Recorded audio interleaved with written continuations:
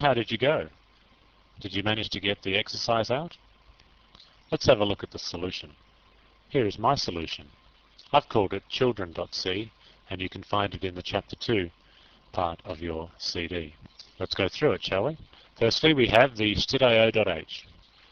As I said, that should be included at the beginning of every C program that uses the printf or scanf or fflush or getchar. It should be there. It's better to have it there than to not have it there. Then, of course, we have the main with the brackets. We have now two variables, each on its own line, both of them integers. First one called brosys, which have called it brosys, short for brothers and sisters, because I didn't want to type out brothers and sisters. And the second one called children. Now, the first four lines of the program are quite straightforward. A printf, how many brothers and sisters do you have? There's no \n there because we don't need it. The scanf of one number, a %d, with the ampersands.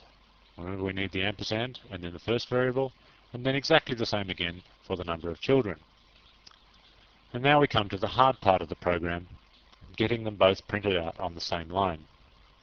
And this is how I've done it. You have %d brothers and sisters and %d children. And then a comma, and then this. Now, I know that this is actually appearing on the next line here in the source code, but that's only because my window isn't wide enough for it all to be displayed on the same line. So I've just wrapped it around onto the next line. You can do that, by the way. We'll talk more about that in the next chapter. However, just for the moment, pretend that those two are out actually on the end of the previous line. So, we've got a %d brothers and sisters and a %d children. We have two %ds and we have two variables. Two variables at the end, both separated by commas. What happens here is simple substitution. The value in brosys is put into that %d, while the value in children is put into that %d. And if there were three %ds, then you'd need a third variable here. That's as simple as that. You could even have 10 or even 20 %ds on the line, and it would still work, although it would perhaps be a little bit cumbersome. And then after that, we've got the fflush and the getchar, and everything is as before.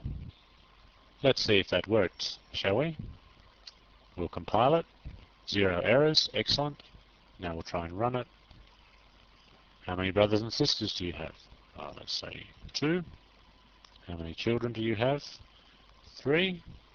And let's see what happens. You have 2 brothers and sisters and 3 children. Well, that's working. I'll press enter to close the program. So what happens in scanf when you don't enter a number? If you just enter letters, shall we say? Well, let's try and find out. Run the project again. How many sisters and brothers do you have? Type in the word Fred. Ooh, that's very odd. It's asked the second question, but it hasn't bothered to wait for an answer, and then it's already printed out the answer to everything. You have 575 brothers and sisters and 65,535 children. Well, that sounds a little bizarre. You'd think that the program could behave a little bit better than that. Now, this is a function of scanf. Scanf is not the most user-friendly program to use, and for that reason we tend to not use it very often. It is okay for basic programs, but in this sort of incidence, when the user of your program can accidentally type in something wrong, and then the whole program goes haywire, is one of the reasons we don't use scanf terribly much. Printf, however, is used extensively. Scanf, not so much.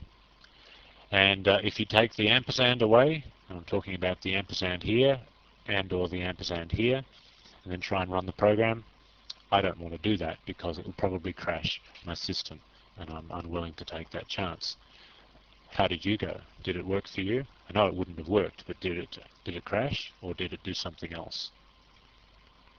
Finally, let's look at the largest number that you could enter. Well, if you've done a little experimentation, you'll find out that the answer is in fact the following.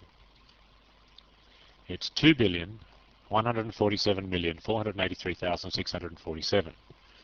Of course, you were just going to say that, right? Why is it that, of all things? Why not something else?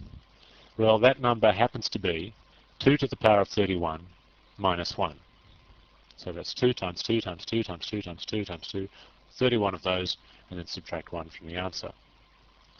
Can you think why? Have a think about that for a second. Well, it has to do with 32-bit numbers. In fact, it may be that in your compiler, that's not the answer that you get, that the largest number is not that. You might find the answer on your system is, I think it's 32,267 from memory, which is 2 to the power of 15 minus 1. It all has to do with the size of the integer on your computer. Some computers have 32-bit integers, some computers have 16-bit integers, and it all depends. On a 32-bit system, it's usually 2 to the power of 31 minus 1. That's a little bit mysterious at the moment, but as you develop a greater understanding of your machine architecture, you will understand that. Anyway, for now, you can just notice that there is actually a limitation, an upper limitation on the numbers that you can enter when you're prompted for an integer number.